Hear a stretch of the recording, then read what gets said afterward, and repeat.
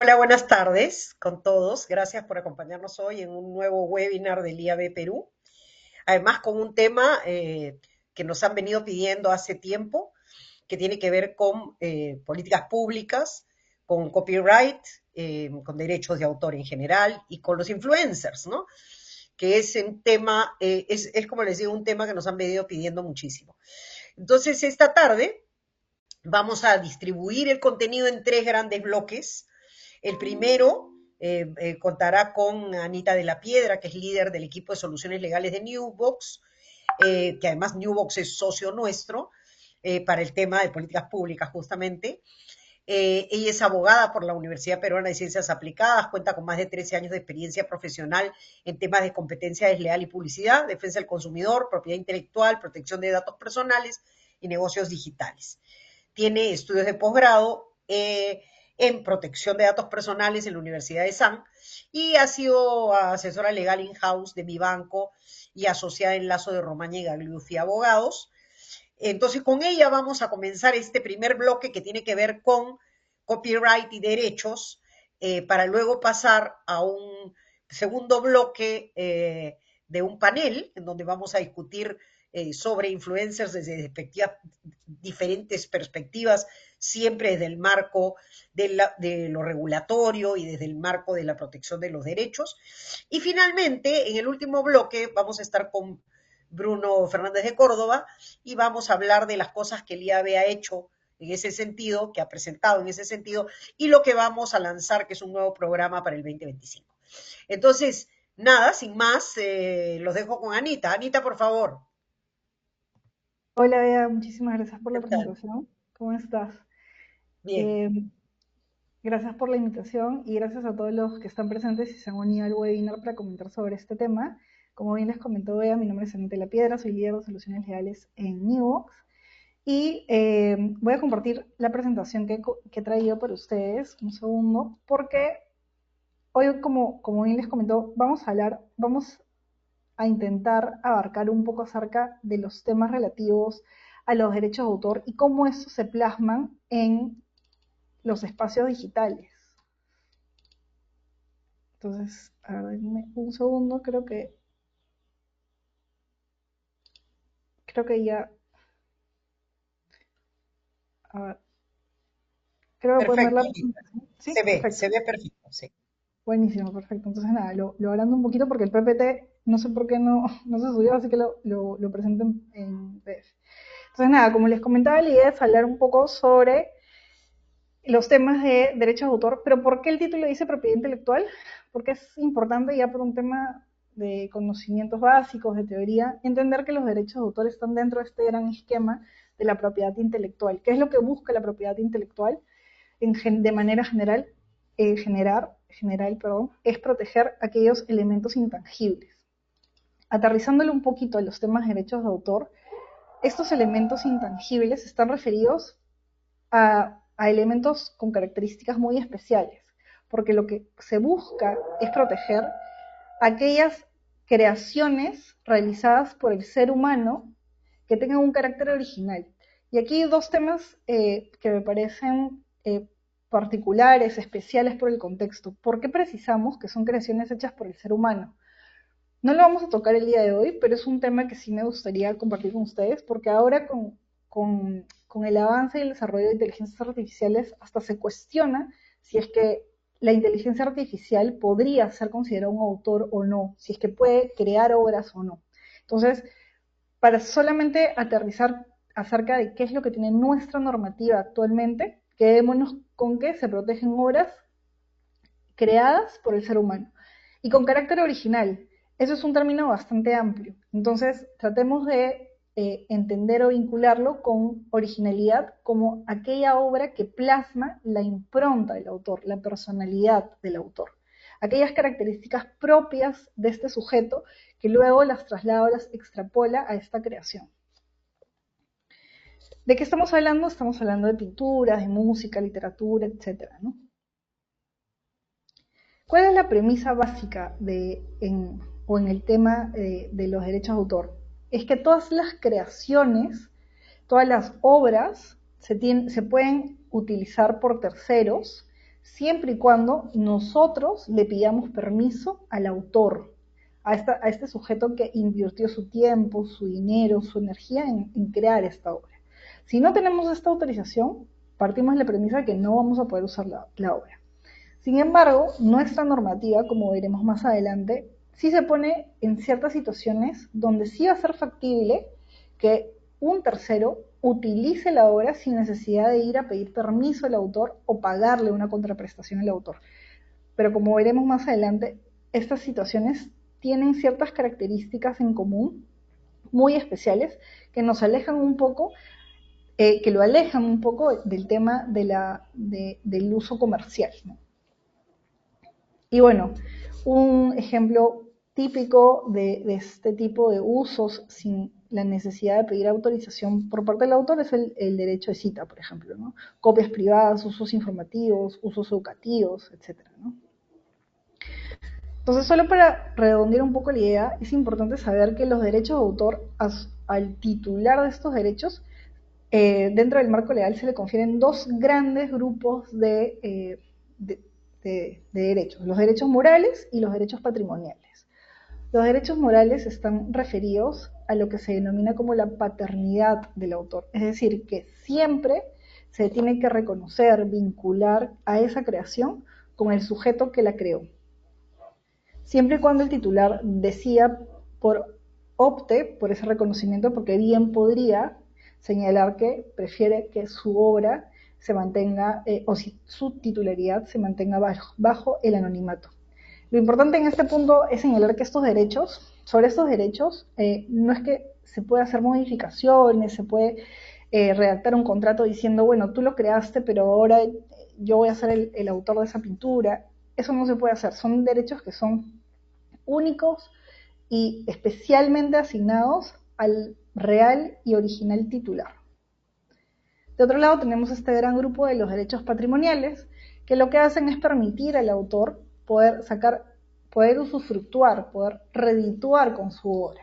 Y esto se regula, ¿por qué? Porque lo que buscan un poco nuestro marco normativo es también brindar este sistema legal de protección que por un lado proteja y por otro lado incentive a los autores a la creación, a la creatividad, a la investigación y a la generación de estas obras, ¿no? Es por eso que también se brinda este marco relativo específicamente a los derechos patrimoniales. ¿Qué es lo que sucede con estos derechos patrimoniales? A diferencia de lo que sucede con los derechos morales, sobre estos derechos patrimoniales, las partes sí pueden transar, pueden acordar ciertas modificaciones. De repente el autor dice, bueno, yo te cedo mi derecho a reproducción hasta cierto punto, o yo me llevo un porcentaje de la obra y tú te llevas el otro, etcétera, ¿no? Es un tema ya más de acuerdo entre las partes.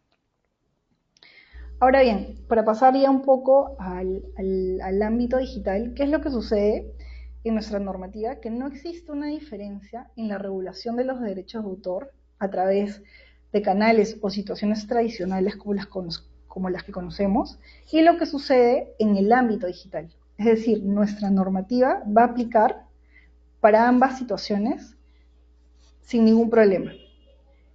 El tema viene porque en el ámbito digital las interacciones que se dan vienen evolucionando de manera mucho más rápida que nuestra normativa, y es por eso que a veces el marco legal con el que nosotros contamos actualmente puede quedar un poco desfasado, pueden existir vacíos que no se terminan de llenar con las interpretaciones, por ejemplo, de la autoridad, y hay cierta signos de interrogación que quedan en, finalmente, nosotros, los agentes del mercado, sobre ¿puedo o no puedo utilizar la obra? ¿Lo estoy haciendo bien? ¿Podría llegar a una función o no? Entonces, lo que pretendemos hacer en esta sesión es comentar un poco acerca de las situaciones en las que sí podemos utilizar de manera correcta, sí podemos utilizar de manera plena una obra, y ejemplificar aquellas otras situaciones donde hay un riesgo. Entonces, la idea es conocerlo para tomar decisiones adecuadas finalmente en nuestro día a día, en nuestros flujos, en nuestros procesos. Este caso es el caso típico, por ejemplo, cuando utilizamos nosotros somos titulares de una plataforma digital. ¿Y qué es lo que sucede? Generalmente pensamos que todo lo que esté en línea se puede utilizar. Todo lo que esté en línea es una fuente de acceso público. Y como es una fuente de acceso público, yo ni siquiera tengo que pagar muchas veces, puedo utilizarla a mi libre albedrío.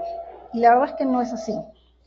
Hace poco tiempo, eh, en el 2018, el Indecopi evaluó un caso muy parecido al que les estoy contando. Era una plataforma digital, creo que me parece que era de una aerolínea. ¿Y qué es lo que sucedió? La aerolínea hacía viajes a través, recorridos a través del Perú, y lo que colocaba en su página principal, cuando tú entrabas a su landing, era la imagen hermosa de un paisaje peruano. Exactamente no sé, no recuerdo cuál era el paisaje. Entonces, ¿qué es lo que sucedió? Ellos lo vieron en internet y lo utilizaron. Pasó el tiempo, bueno, X situaciones, y el autor de la obra, es decir, el fotógrafo, denuncia a la empresa. Y la empresa se queda sorprendida y le dice, bueno, pero yo no tenía cómo saber que era una obra tuya. Yo puedo alegar desconocimiento. Se evalúa el caso y efectivamente el Indecopi lo que dijo es, no puedes hablar de desconocimiento porque finalmente él sigue, tú sepas o no, acerca del origen de la obra, él sigue siendo el autor de dicha obra y por lo tanto tiene de manera perenne derechos. Por ejemplo, en este caso, el derecho de accionar contra un uso no legítimo, no autorizado.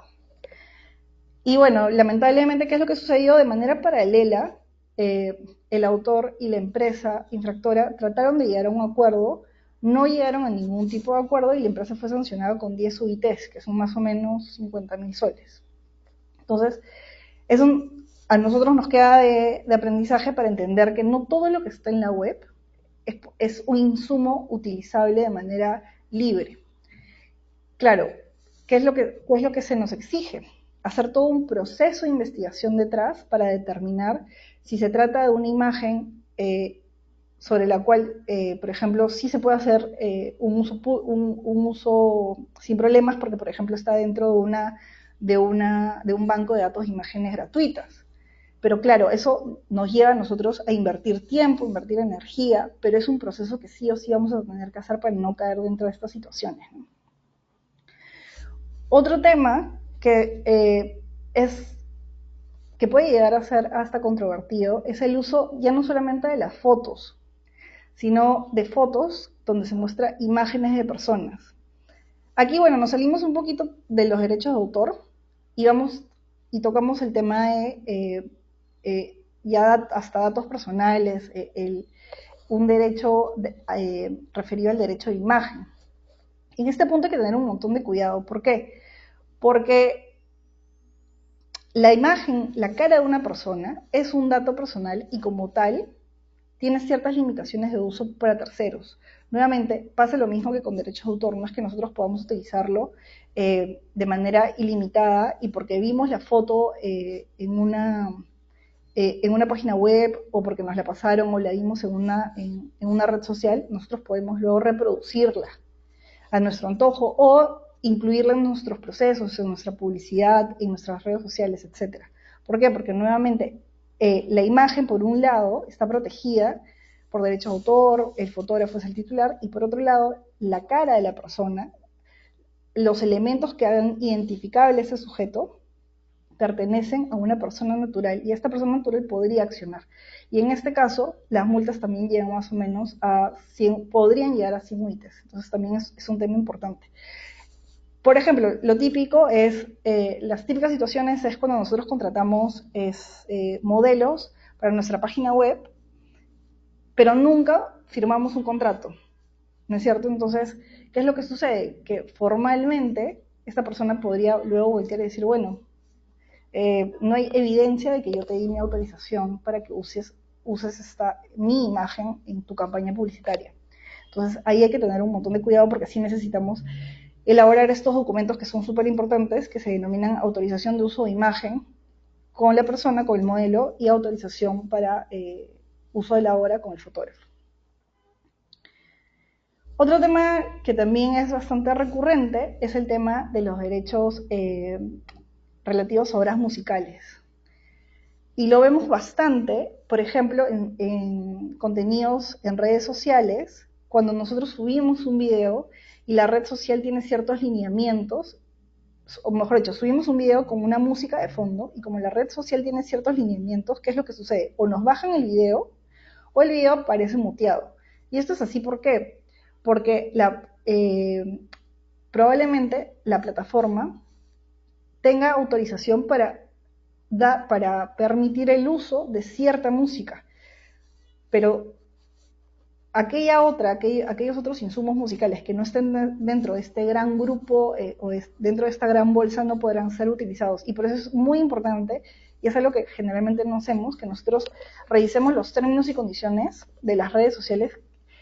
De repente no todos, pero sí identificar la parte que diga música, derechos de autor, propiedad intelectual. ¿Por qué? Porque no solamente corremos el riesgo de que se mutee el video o se baje el video, sino que imagínense a un creador de contenido que se ha esforzado muchísimo para generar una comunidad y por un error, por una omisión, sube este tipo de videos una vez, dos veces, una vez ya lo mutearon, la segunda vez ya le bajaron el contenido y no sabe que la tercera vez ya le eliminan la cuenta. Y toda esa inversión de tiempo, de dinero, de esfuerzo y de energía se malgasta por no haber revisado exactamente los lineamientos y finalmente infringir derechos de autor, ¿no? Entonces, un tema muy importante a considerar. Casos donde sí es posible utilizar obras sin la autorización del autor, generalmente, y esto es un listado que está en nuestra normativa, no es un listado cerrado, pero te da ciertos ejemplos. Por ejemplo, la típica, cuando tú utilizas música en un ambiente doméstico, es decir, cuando, por ejemplo, nosotros estamos en nuestra casa trabajando y ponemos música. Ahí, obviamente, no necesitamos ningún tipo pagarle al autor, pedirle permiso. O, por ejemplo, cuando un profesor, imagínense, en su clase desea poner una película para discutir en clase y hablar, no sé, sobre los lineamientos éticos, la moral, etcétera, ¿no? Entonces, en ese esquema, no necesitamos pedir ni autorización ni retribuirle al autor.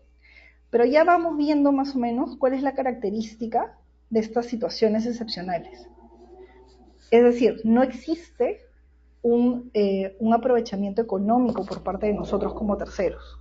No existe este impulso, por ejemplo, de una marca, el posicionamiento comercial de un producto, el posicionamiento comercial de un servicio, no está ahí relacionado. Todo está muy enfocado a temas específicos de uso o muy privados o uso para crear cultura, conocimiento, temas informativos, etcétera, ¿no? Entonces, bueno, ahí lo tenemos. Esas son las excepciones. Ahí creo que me salté un poquito. Y ya como para ir cerrando la conversación, solamente recordar y también para linkear otros temas que se van a conversar en este panel, que en los temas relacionados, o la generación, mejor dicho, en los temas relacionados con la generación de contenido, los unboxing, los canjes y los sorteos, todas estas dinámicas que se realizan, que se presentan como que muy espontáneas y con mucha libertad de creación y demás, sí existe una normativa detrás que hay que cumplir, ¿no? Entonces, como bien les comenté, no solamente tenemos que ver, oye, si es que mi música de fondo, estoy utilizando una música de fondo de un tercero, o de repente si estoy impulsando la marca o el producto de alguien y no lo estoy diciendo. ¿Por qué? Porque dentro de todo este concepto de sorpresa, de abrir el regalo y demás, finalmente hay una intención de impulso, de posicionamiento, de generar recordación de la marca. Entonces, hay un trasfondo comercial que el Indecopy, sobre todo, analiza para este tipo de casos y que puede llevar a que se generen sanciones, y las sanciones son bastante altas, ¿no? En temas de publicidad, en temas de propiedad intelectual pueden llegar a 150 UITs, en temas de publicidad pueden llegar hasta 700 UITs. Y lo que hace el Indecopy es, en este tipo de situaciones, no solamente analiza la situación o la conducta que es la que causa la infracción, sino que también analiza a los involucrados para determinar responsabilidades. Analiza al anunciante, que es la persona que se beneficia, finalmente es la marca que está detrás, a la agencia de publicidad y al medio de comunicación, que vendría a ser el influencer, por ejemplo, ¿no? Para determinar si, por ejemplo, el influencer actuó según el speech del anunciante o se fue más allá sin que el anunciante lo supiera, si el anunciante fue claro y le dijo, mira, estos son los parámetros en los que tú te tienes que ceñir, tú tienes que hacer el unboxing, precisar que es publicidad, no puedes poner música de terceros, etcétera, o lo dejó solo y le dijo, bueno, sé creativo, tú mismo arma el contenido, yo feliz. Si es así, el Indecopy, por ejemplo, va a determinar que el anunciante no tuvo un nivel de diligencia adecuado, ¿no? Y que por eso sacó un provecho indebido y analizará todo este tema de la asignación de responsabilidades y la imposición de multas. Bueno, y con eso yo cierro mi participación. Muchísimas gracias.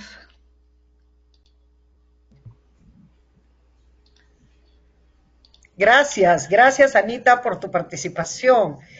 Creo que podemos pedir que los interesados en hacer alguna pregunta pueden ponerla si gustan en el chat. Si quieren preguntarle algo a Anita, por favor, tienen aquí al lado, en la parte superior, un chat donde pueden hacernos llegar cualquier pregunta que tengan para Anita, porque el tema...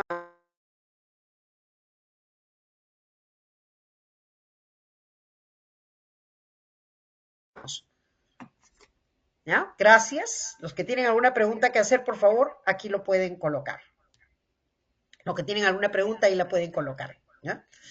Entonces vamos con, y al final quería también recordarles otra cosa. Todos los que se han inscrito, porque ahorita tenemos cerca de, creo que hay como 50, 60 personas conectadas, pero se inscribieron más de 100 personas. Las personas que no pueden ingresar a nuestros eventos, pero se han registrado, reciben la información que estamos presentando ahora. Es decir, no solamente el video del webinar, sino la presentación adicional, como por ejemplo lo que acaba de presentar Anita, y cualquier otro material extra, ¿no? Eso es por si en algún momento se perdieron o necesitan algún otro material de sustento, nosotros lo entregamos. Entonces, ok, sin más, pasemos a la segunda parte, como les dije, al segundo bloque, y para eso voy a llamar primero a Fernando Arriola, que es Managing Director de Digitas Perú. Fernando va a ser nuestro moderador, él es comunicador de la Universidad de Lima, con especialización en Management Program, Management, en Project Management y Design Thinking. Es cofundador de Digitas Perú, líder de agencias globales como Wunderman Thompson e independientes como Houdini. Cuenta con más de 15 años de experiencia construyendo grandes marcas en las agencias más renombradas del país, dirigiendo la comunicación y los proyectos de las grandes marcas. Hola Fernando, ¿cómo estás? Vamos a ir llamando a tus panelistas, si te parece. Kelly Saavedra, Client Partner Lead para TikTok en Perú.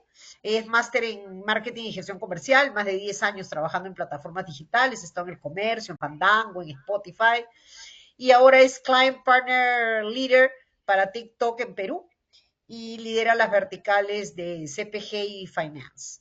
También tenemos a Esteban Telero, que él es Sales and Expansion Manager en Goldfish, es profesional en gestión de medios y entretenimiento, con énfasis en marketing digital y event management, más de 8 años de experiencia en su perfil.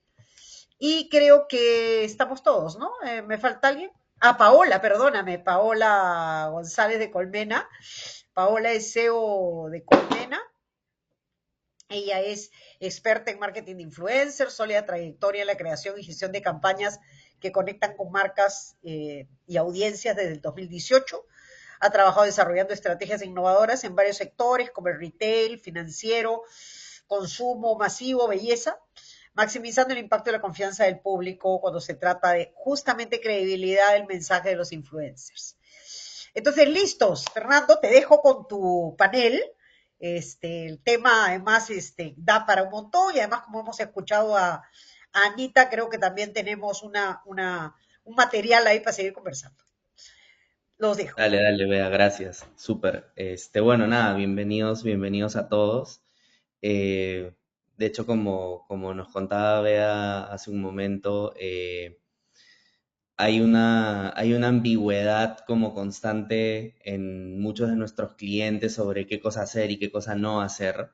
Y creo que nosotros desde las agencias y desde las plataformas también somos los llamados a un poco guiarlos e ir dando como algunas pautas para entenderlo, porque en esta zona gris de los derechos de autor, donde no todo el mundo domina mucho este tema y donde hay muchos abogados presentes y a veces creemos que el área legal es el peor enemigo del equipo de marketing, pero es un partner muy, muy necesario para justamente evitar estos problemas e ir desarrollando las campañas de la mejor manera.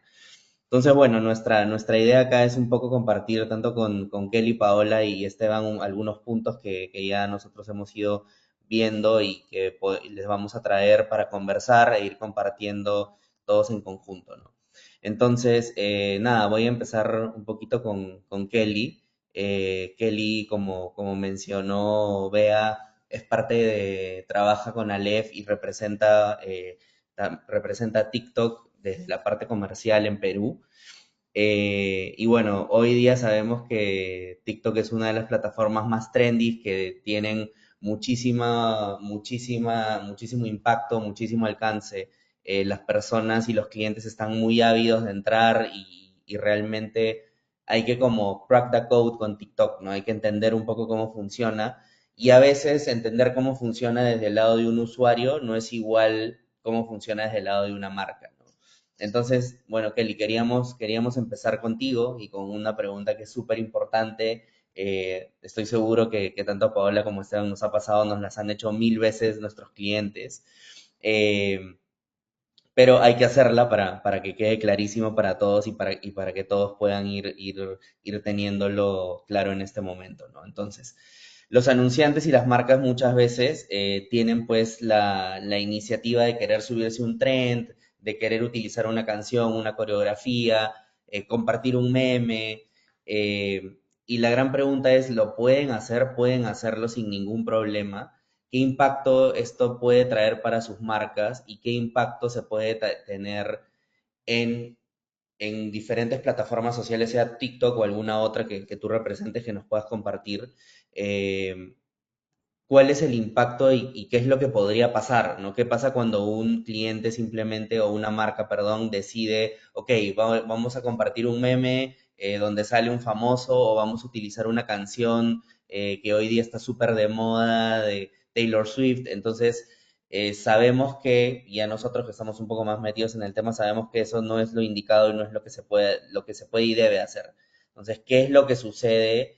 Y si esto se puede o no se puede hacer, cuéntanos un poco más de tu experiencia y qué es lo que sucede en una plataforma como TikTok o alguna otra en casos como estos. Súper, bueno, hola a todos, buenas tardes. Gracias, Fernando, por la pregunta. Sí, es una constante las conversaciones con los diferentes anunciantes.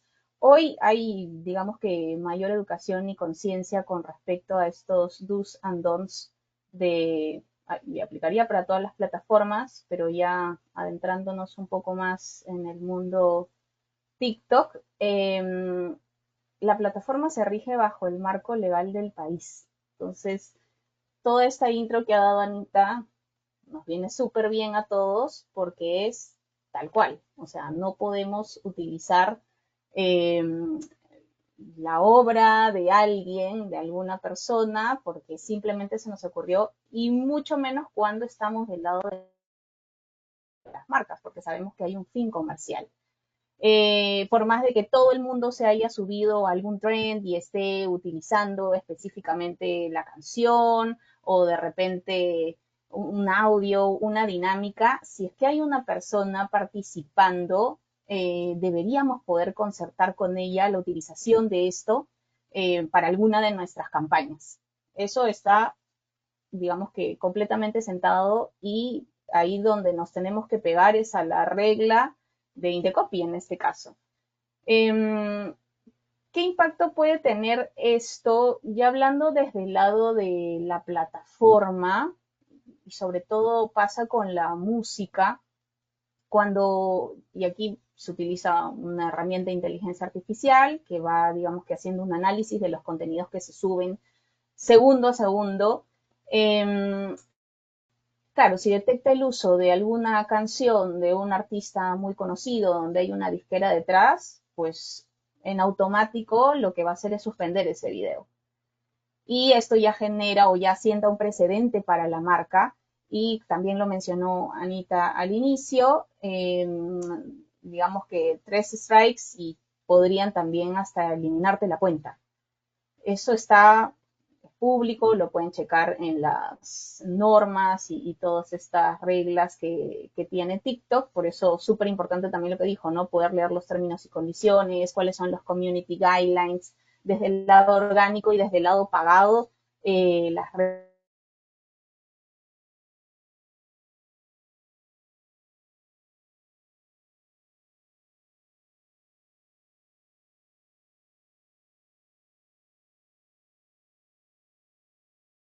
Creo que tuvimos un problema, Kelly.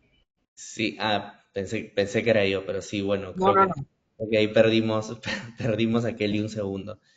Sí. Bueno, dale, ya volverá. Nada, seguimos de repente con Todavía. alguno. Hablo de la Este, música porque TikTok siempre... Kelly, te perdimos un momento. No Dame sé, un no sé si segundo. puedes regresar un poquito con tu Sí. respuesta, sí. Sí, les decía que el tema de los sonidos es súper importante porque es un elemento clave al momento de desarrollar contenido en TikTok. Entonces, siempre surge esto de, pero ¿cómo hago? Yo quiero subirme este trend que justo tiene de fondo la canción de Rosalía y, y realmente no podemos hacerlo. Para nosotros el primer camino debe ser la utilización de la música, digamos que previamente curada, libre de derechos, y hoy TikTok lo ofrece a través de la biblioteca de música gratuita con la que cuenta. Entonces tienes ahí más de 100.000 canciones, audios, sonidos que se pueden utilizar y esto también motiva a las marcas a poder crear contenido original. Si bien es cierto, los trends nos dan mucha visibilidad y exposición, eh, hay diferentes formas de poder contar nuestra historia y conectar con las diferentes audiencias, comunidades que hoy se encuentran en TikTok. Entonces, básicamente es eso, ¿no? Tengo la posibilidad de utilizar sonidos que me pongan en el loop de la audiencia, por supuesto, están libres de derechos para evitar cualquier tipo de problema futuro, sea alguna demanda o controversia con algún autor. Y es también un tema de poder respetar el trabajo de los demás, ¿no? Pasó en algún momento con una marca que, claro, utilizó de fondo una canción de Tito Silva, la escuchó, vio alguna dinámica en la plataforma, lo tomó y desplegó una campaña. Y claro, Tito Silva se dio cuenta o llegó a él, le tocó la puerta a la marca y le dijo, oye, veo que te gustó mi canción, conversemos. Entonces, esa debería ser la premisa, ¿no? Si quiero yo utilizar, ya sea sonido o dinámica o la imagen, que también pasó en algún momento con esta chica Marjorie, debería poder tener una conversación previa con la persona para yo poder utilizar, digamos que este asset como parte de mi campaña. Y no es un tema de TikTok, es un tema de la legislación peruana.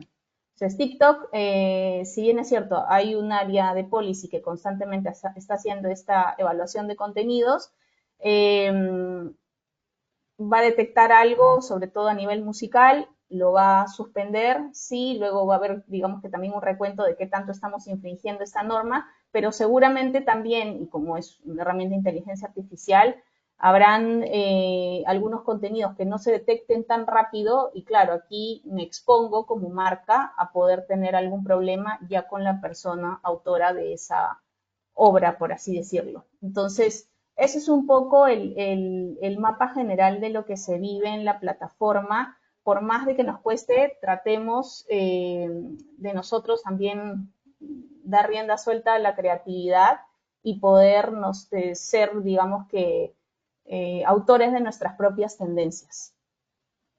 Dale, súper, Sol. Yo quería recapitular un poquito lo que comentabas. De hecho, claro, esta práctica de apagar el sonido es muy conocida, por ejemplo, en YouTube, ¿no? En otra plataforma. Creo que está bueno entender que hoy esto ya está empezando a pasar en TikTok también.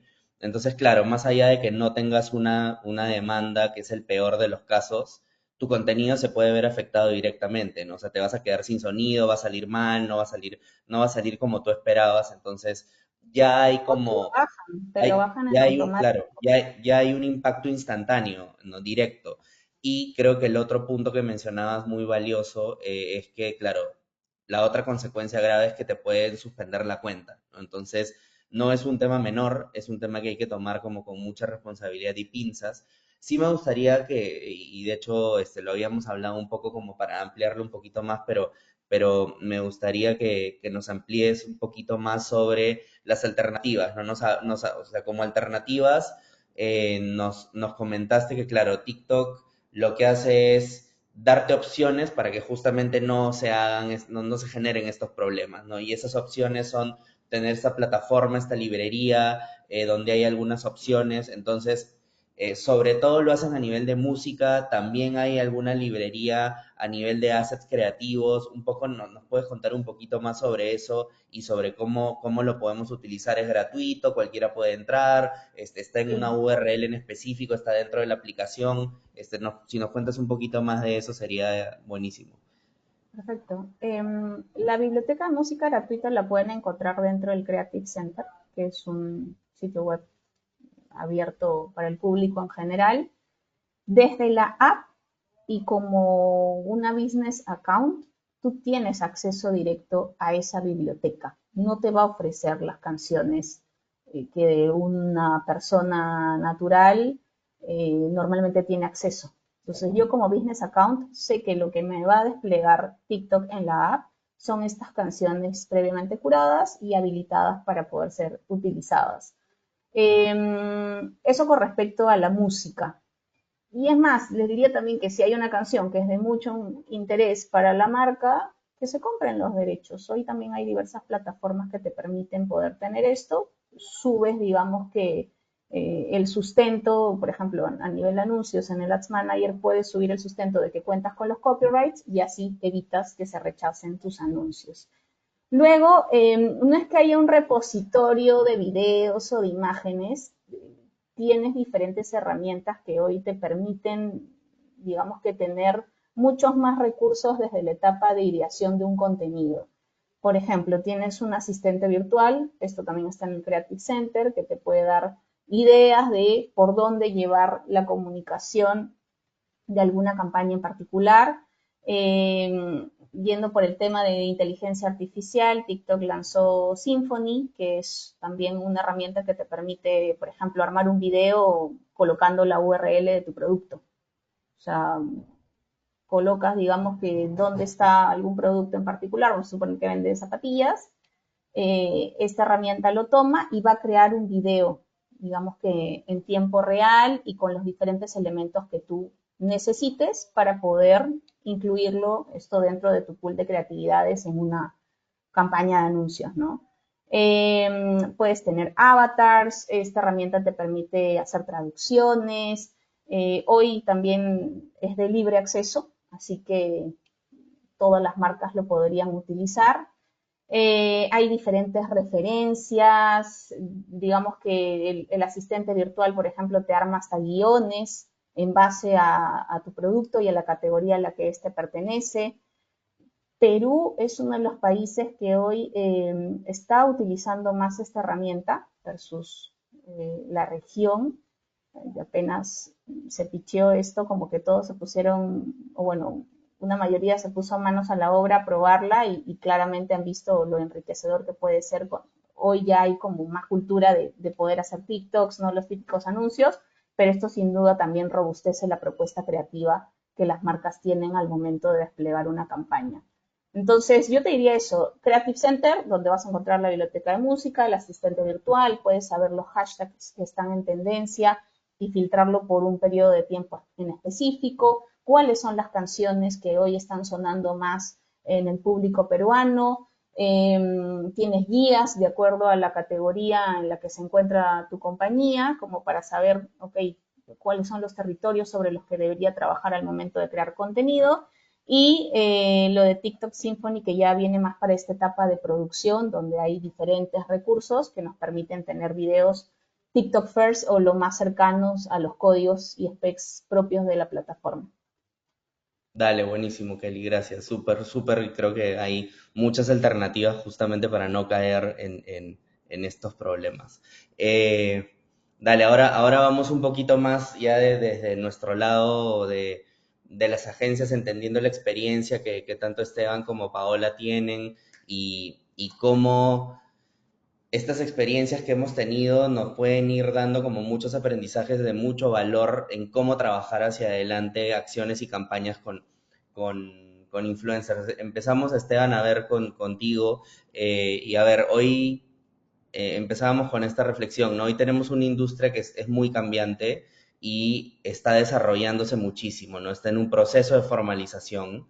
eh, y ahí un poco la pregunta es, ¿tú crees que esta informalidad que algunos influencers o creadores tienen a la hora de crear su contenido, porque es real, ¿no? Creo que hay algunos creadores muy profesionales, hay otros creadores muy informales, pero ¿tú crees que esta informalidad expone a las marcas a problemas legales? ¿Te ha pasado? Si hay alguna experiencia que puedas contar, genial. ¿Y cuál crees que es el valor que las marcas o las agencias, ustedes en este caso, detectan o le aporta un influencer que sí sabe trabajar con marcas, que es muy consciente de lo que puede hacer y de lo que no puede hacer en el ámbito de copyright, de derechos de autor y legal, y cómo esto le aporta versus uno que simplemente piensa que puede hacer lo que quiere y luego pues podemos tener algún impacto con alguna de nuestras marcas y nos vemos metidos en algún problema? Listo, Fernando, gracias. Pues bueno, hola a todos y gracias por tu pregunta. Algo que acabas de mencionar realmente es muy importante y es que el crecimiento de esta industria del influencer marketing ha sido muy rápido y muy exponencial en los últimos años y con ello lleva muchos aprendizajes en cuanto al tema de regulaciones y legislaciones. Entonces, algo que primero como, digamos, como agencias y como marcas tenemos que tener en cuenta es que estamos trabajando con una persona que está abierta a cometer muchos errores. Si bien hoy en día hay muchos influencers que tienen su equipo, digamos, y al final están constituidos como una empresa que conocen la industria y entienden todos los parámetros más allá de la creatividad y del tema de performance, entienden la parte legal y la conocen, realmente son muy pocos los que suelen trabajar acá de esta manera. Entonces, que si las marcas están abiertas a verse expuestas a trabajar con influenciadores, la respuesta te diría que sí. Sin embargo, al final ahí está el trabajo de las agencias y de este partnership que tenemos nosotros hacia las marcas con el conocimiento de las regulaciones y digamos como el acompañamiento legal, que es la manera un poco de mitigar el posible riesgo frente a una crisis. Eh, yo creo que a Paola y a ti nos ha pasado en donde sí hemos tenido problemas legales porque un influenciador dijo o sugirió o utilizó algún derecho. Al final, acá, y como lo hablaba Anita, creo que la invitación también sería en este tipo de situaciones siempre tener una relación contractual. En influencer marketing, independientemente sea un influenciador micro, por lo menos nosotros desde Goldfish, como expertos en influencer marketing en Latinoamérica, siempre firmamos contratos con todos los influenciadores, independientemente del tamaño. ¿Por qué? Porque muchas veces subestimamos el número de seguidores y creemos que tal vez un pequeño alcance no nos puede traer un problema, pero sí lo puede traer. Anita hablaba de los diferentes derechos que pueden haber sobre un contenido y muchas veces, por ejemplo, tenemos influenciadores que graban contenido en calle y sacan gente en sus videos, pero ¿y quién está dando el derecho de esas imágenes que están saliendo sobre los contenidos?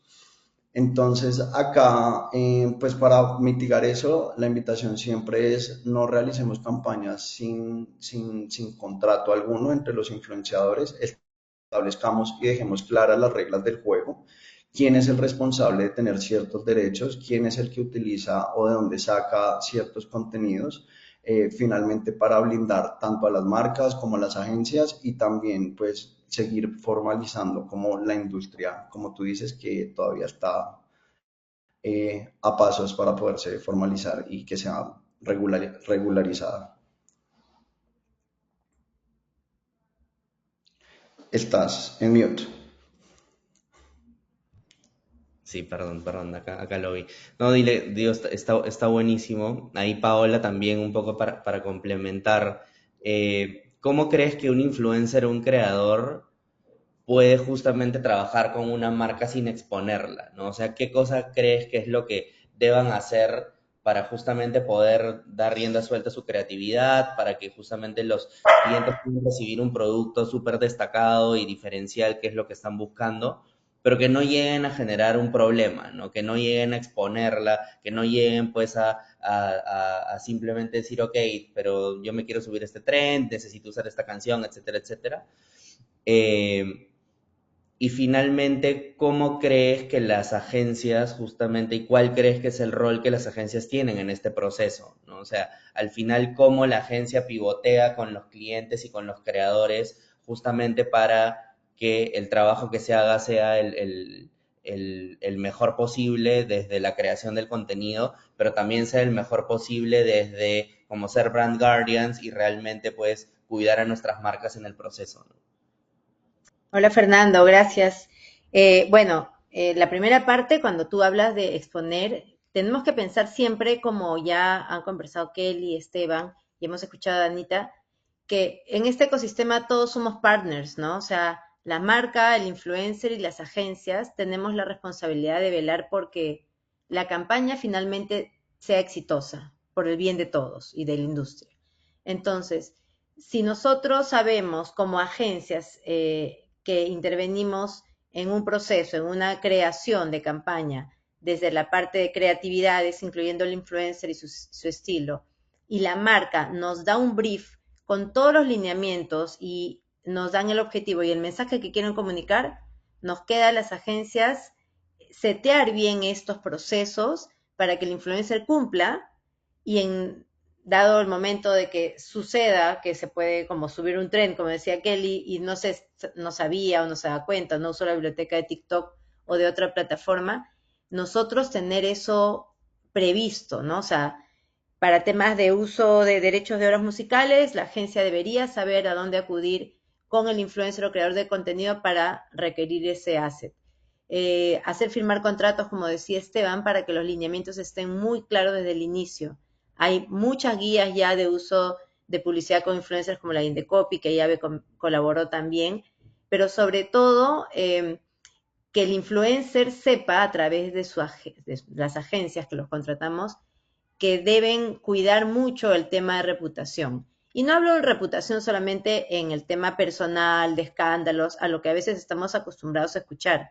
Una vez que un influencer se asocia con una marca, se convierte en una especie de embajador de marca y tiene que cuidar justamente eso, la imagen de ellos asociados a la marca y la imagen de una marca, ¿no?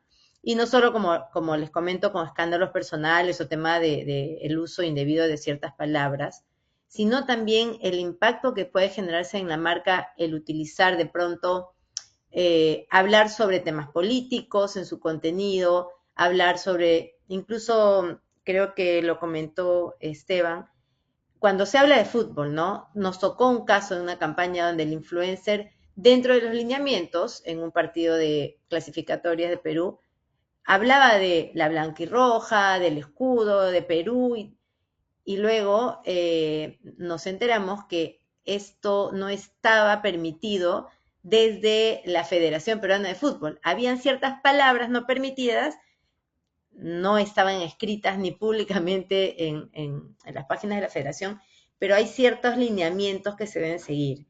Entonces, cuidar mucho eso desde todos los frentes, ¿no? Desde la agencia, el área legal, el influencer y las instituciones involucradas, ¿no? Que hay, Perdón. ay no, perdóname, quería como agregar una cosita justo No, que dale, estaba dale, Esteban. y es precisamente Paula sabe y Fernando, pues nosotros desde la agencia creo que somos realmente los partners adecuados para que las marcas al final puedan dar un brief realmente claro.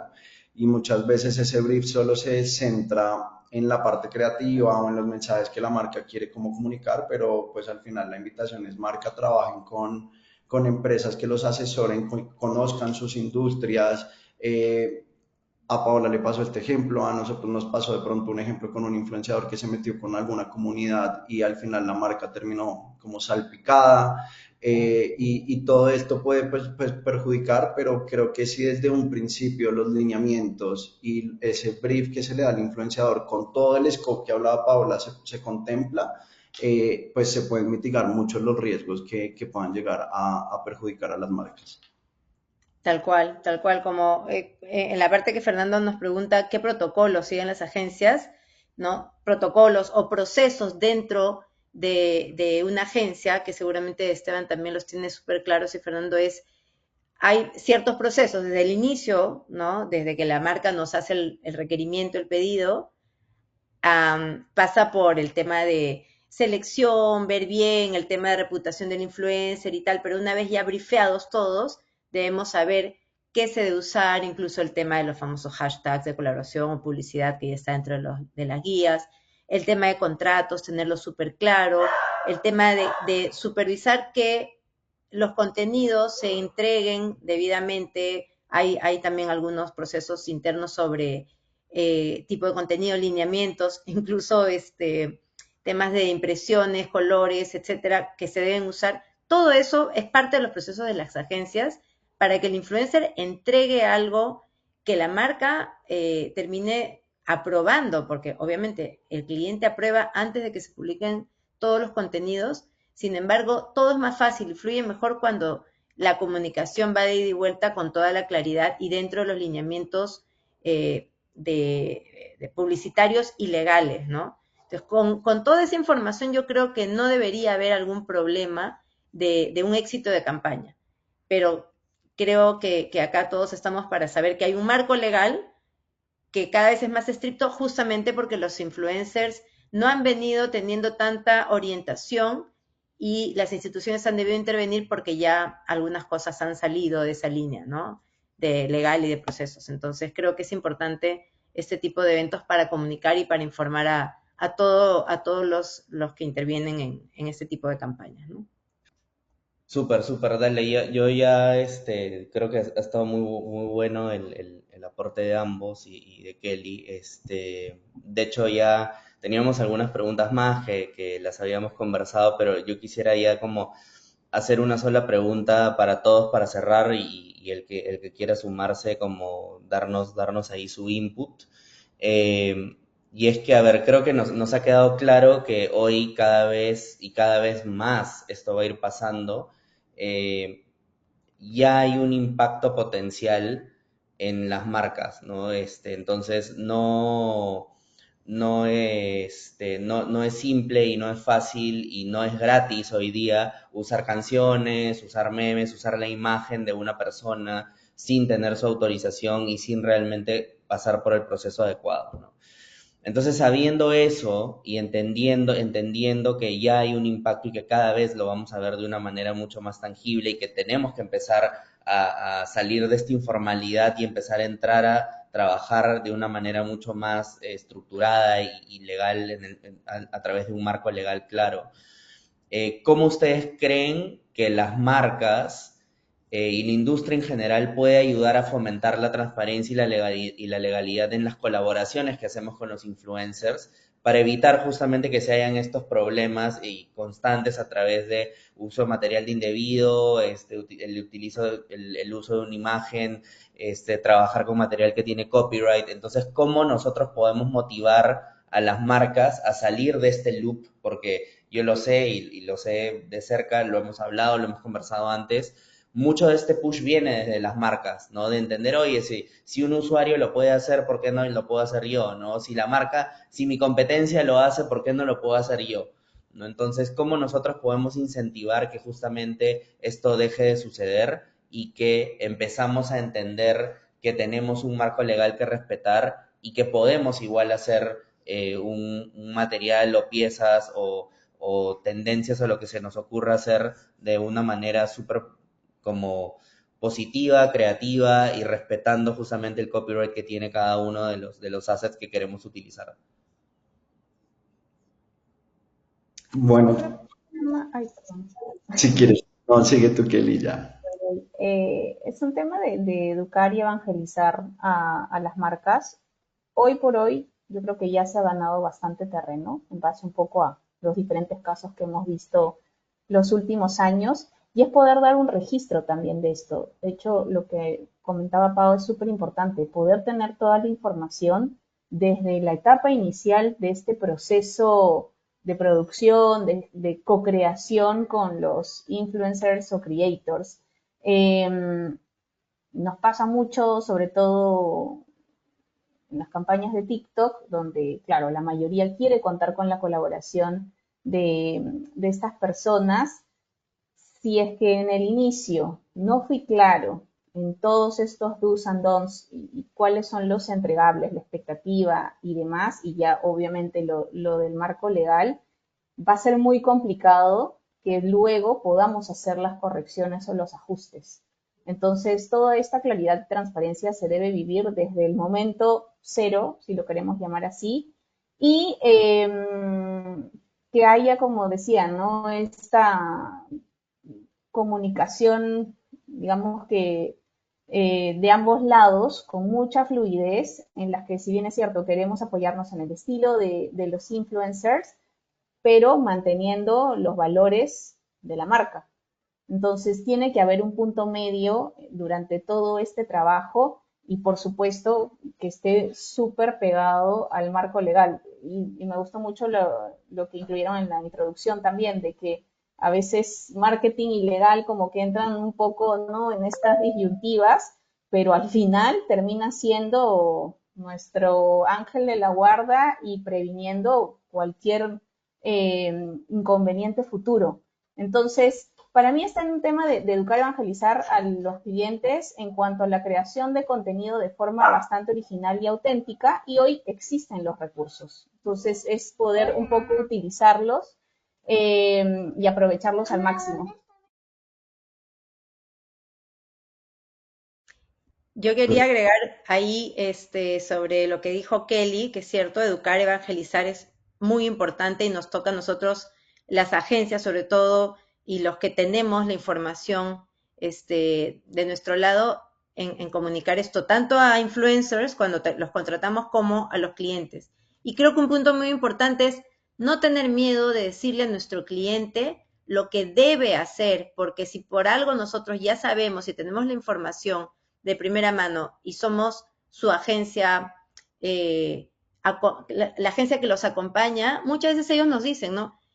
Paola, ¿ustedes qué nos sugieren que hagamos? Bueno, hay que hacer esto y esto y esto, porque las normas ya están, no es nada oculto. A veces las marcas no tienen toda la información porque su chamba es otra, pero ellos sí saben que si se apoyan en una agencia, tienen que hacer caso porque por algo los estamos acompañando para que no cometan esos errores que de pronto los pueda llevar a un pago de multas, de alguna penalidad, porque de pronto no le dimos toda la información y obviamos información, ¿no?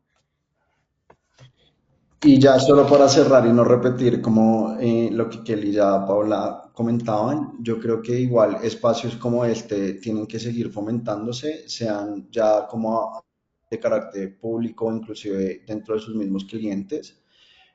Adicionalmente, creo que parte de una formalización es ser un poco más estricto en los procesos que requiere cualquier campaña. Y Fernando, tú lo decías ahorita, con que el mundo del marketing siempre está de todo es para ayer.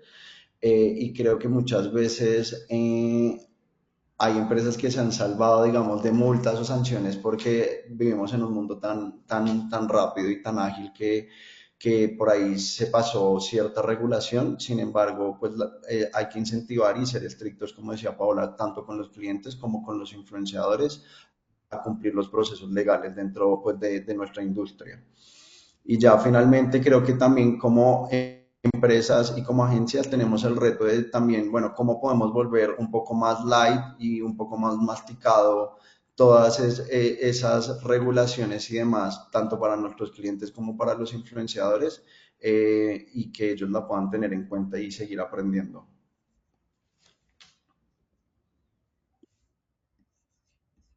Súper, súper, dale, no, nada, muchas gracias a todos, espero que este espacio de compartir conocimiento nos haya servido un poco a todos y tengamos un marco un poco más claro en cómo trabajar acciones hacia el futuro, sobre todo con influencers y cómo entender pues que tanto desde las plataformas como desde las agencias hay mucha seriedad con tratar en la temática y con ser muy responsables con el uso de materiales que tienen copyright y justamente proteger a nuestros clientes en el proceso, ¿no?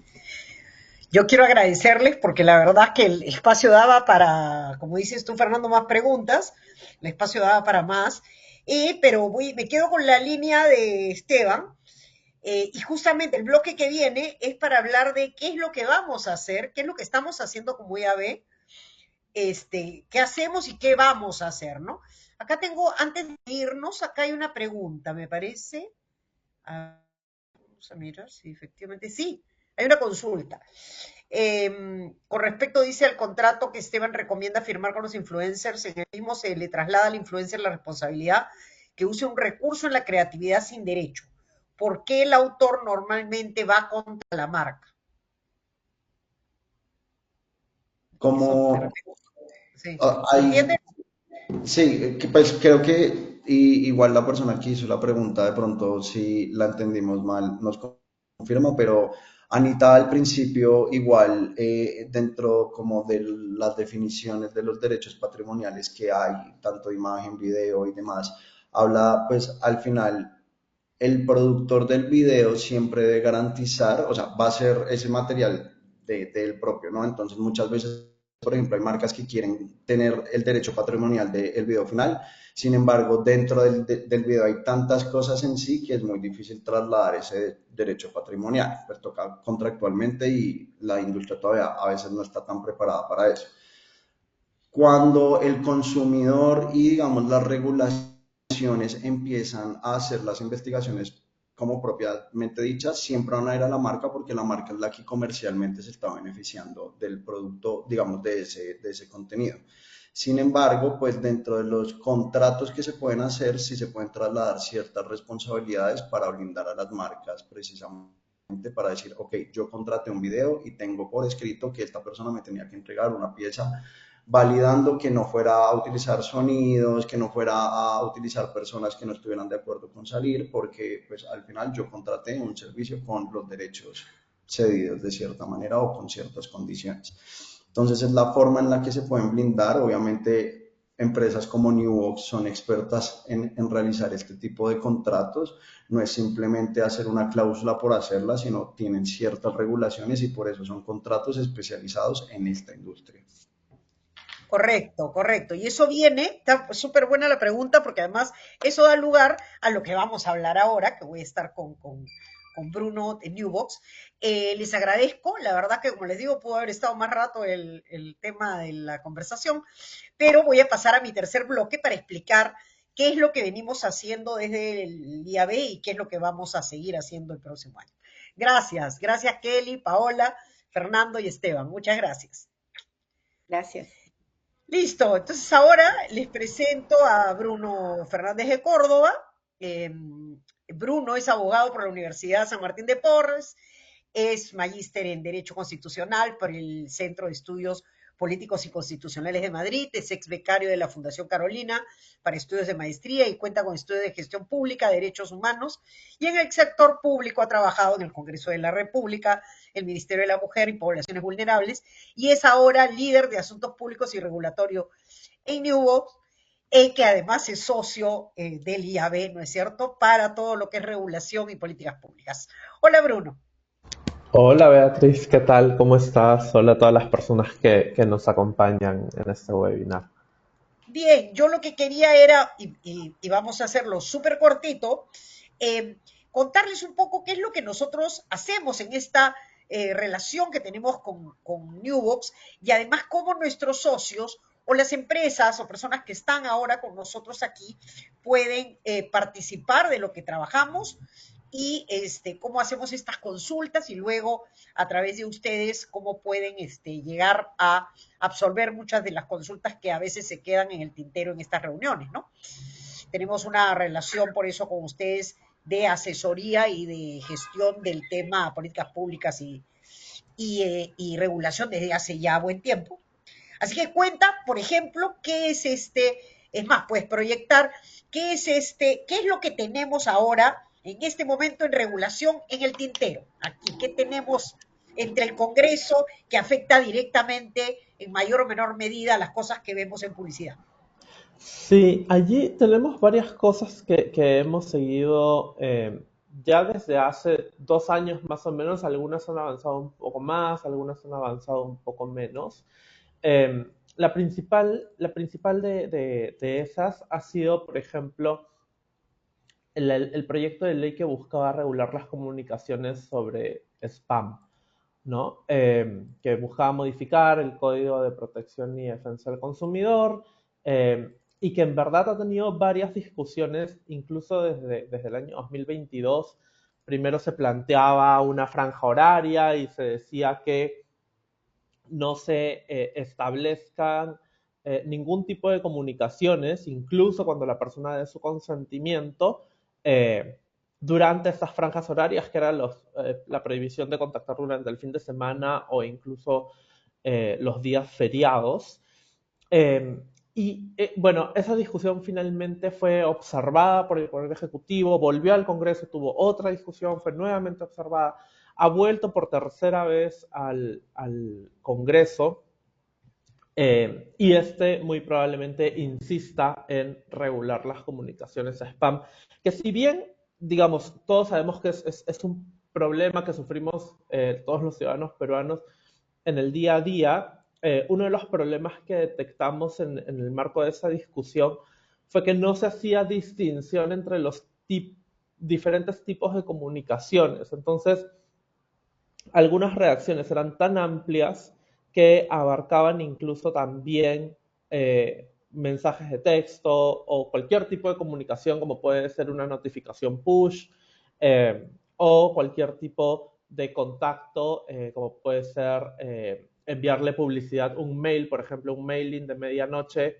diciendo ya empezó a las 00 horas, ya empezó el cyber, ya empezaron los descuentos específicos de hoy, que muchas veces los consumidores lo esperamos con ansias, porque es importante para nosotros recordar, sí, mira, ya a esta hora puedo empezar a comprar. Hay mucha gente que espera la madrugada para hacer ese tipo de compras cuando hay campañas, y creo que no se hacía esa diferencia que es fundamental, porque por supuesto también para el consumidor es muy distinto recibir una llamada que recibir un correo electrónico al cual además tú te has suscrito como usuario de determinada plataforma o de determinada página web.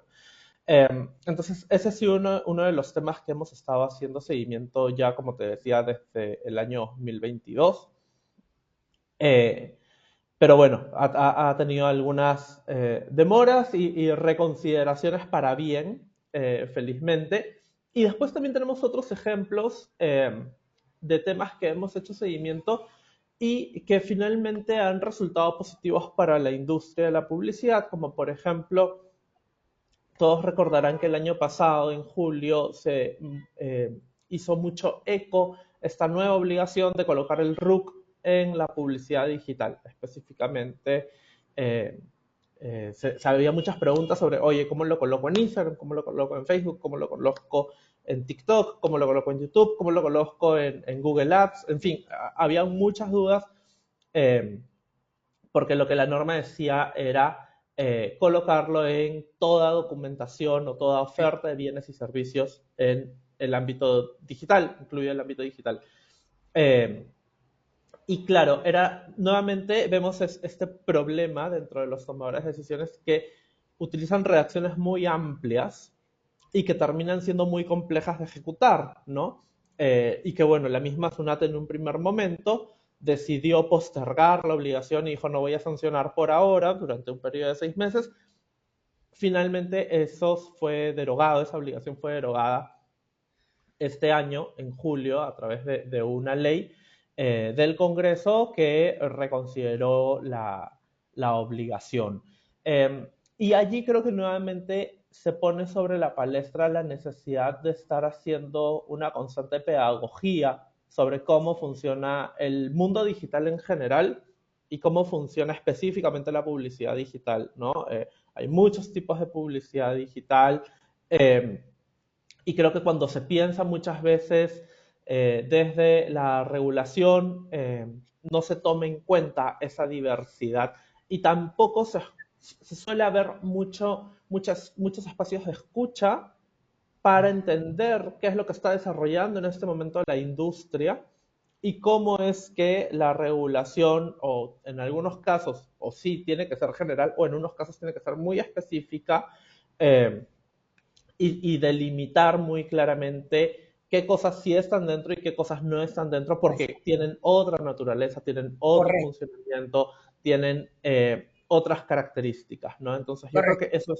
eso es sumamente importante y creo que el espacio justamente que nosotros, y acá hablo del IAB junto con Newbox, tenemos para poder hacer esa labor de pedagogía de cara a las autoridades es sumamente importante, ¿no? Esa labor de puente, de conversación entre los desarrollos que está realizando la industria, las necesidades, por supuesto, también, y los desarrollos que a nivel normativo están pensando las autoridades para que justamente haya esa retroalimentación conjunta y al final, por supuesto, se llega a las mejores decisiones de política pública. Si se tiene que hacer una regulación específica, se saldrá adelante esa regulación específica, pero habiendo escuchado y habiendo entendido cómo es que funciona realmente cada una de las industrias y cada uno de los ámbitos dentro del ecosistema digital. Correcto, y nos queda para lo que viene un poco contarles que ya también hay algo sobre inteligencia artificial, es de locos. Bruno, Sí. cortísimo, digamos qué cosa viene de inteligencia artificial. Sí, así cortísimo. El Estado peruano sacó ya el año pasado, fue el primer país de la región en sacar una ley sobre inteligencia artificial, una ley promotora del uso de la inteligencia artificial para el desarrollo económico y social del país. Y bueno, se mencionaban varias áreas. Eh, ¿Y qué sucedió? Bueno, se dio un plazo inicialmente hasta noviembre del año pasado para emitir el reglamento pero bueno, los cambios dentro del Poder Ejecutivo hicieron que esto se dilate un poco más y finalmente este año se prepublicó ya el proyecto de reglamento de la Ley de Inteligencia Artificial, que es mucho más extenso, contiene una serie de categorías, incluso similar a lo que ha establecido la Unión Europea, por lo menos hasta el momento en que se prepublicó estaban estas categorías de riesgo alto, inaceptable, bajo, etcétera, y con una serie de obligaciones para cada una de las categorías. En un momento se dijo que iban a ser categorías solamente para el sector público, después se reconsideró y dijeron no, el sector privado también va a estar dentro de las categorías. Eh, pero bueno, en ese proceso estamos de justamente poder acercarnos a las autoridades y contarles cuáles son los desarrollos que está teniendo la industria. También, por supuesto, la autorregulación que muchas empresas ya están imponiendo, no solamente las empresas que desarrollan inteligencia artificial, sino también, por supuesto, aquellas que usan inteligencia artificial, como puede ser el caso de los socios de IAB, para la creación de contenido o para el análisis de métrica o para realizar una mejor campaña de publicidad digital. Entonces, eso es muy probablemente lo que se venga dentro de los próximos meses, la publicación final del reglamento ya de la ley de inteligencia artificial y va a ser sumamente importante que obviamente todas las empresas tengan un nivel de compliance alto frente a este nuevo reglamento. Bueno, yo para cerrar, ya cerrar, quiero que no se vayan porque quiero contarles que esto que acaba de decir Bruno es algo que el IAB empuja no solamente en Perú, sino en los países en donde tenemos presencia. Entonces, en Estados Unidos se generó algo que se llama Internet for Growth, que es una campaña que lo que busca es visibilizar la importancia que tiene la publicidad digital, ¿no es cierto? Sobre todo en la pequeña y mediana empresa. Entonces, siendo el Perú país de emprendedores, nosotros estamos saliendo desde mañana con Internet para Crecer. Hemos generado una página web, mañana junto con la información que les vamos a mandar el link, que lo que busca es generar un grupo de pequeñas y medianas empresas, entendiendo ustedes que además nosotros organizamos el CyberWow, por lo tanto tenemos acceso a todo este long tail, depende de la publicidad y del marketing digital, y que son empresas, no son las grandes empresas solamente, y que necesitan que el Estado, ¿no es cierto?, el gobierno, el Estado, las entidades públicas, como dice hace un rato Bruno, conozcan más de la diversidad de formatos, de actores y de cómo funciona el ecosistema en general de la publicidad digital para que fluya, ¿no? Para que esto no complique el desarrollo correcto de la publicidad digital y el Internet. Entonces, ¿cómo tenemos que hacer? Ayudar con el conocimiento a los legisladores y al público en general sobre estos beneficios, ¿no? Esto ya ha pasado en Estados Unidos, que han pasado por también, aunque no lo puedan creer, también su problema ahí a nivel, además, como sabe Bruno, más complicado aún porque Estados Unidos está dividido por estados. Entonces, cada estado sacaba su norma independiente. En cambio, nosotros tenemos la facilidad, por lo menos en ese sentido, de lidiar de una manera más integral, ¿no? Entonces, esto es lo que queríamos contarles. Vamos a continuar además durante el 2025 con nuestro boletín regulatorio, legal regulatorio que le llamamos nosotros, que es para nuestros socios, en donde les enviamos toda la información, así las calientitas en el mes, de lo que Bruno y su equipo ha estado trabajando a nivel Congreso, ¿no? A nivel las continuas cosas que aparecen, por ejemplo, estos proyectos de ley y estas idas y venidas. Entonces, eso lo van a poder seguir recibiendo nuestros socios todo el 2025 mensualmente, su boletín regulatorio.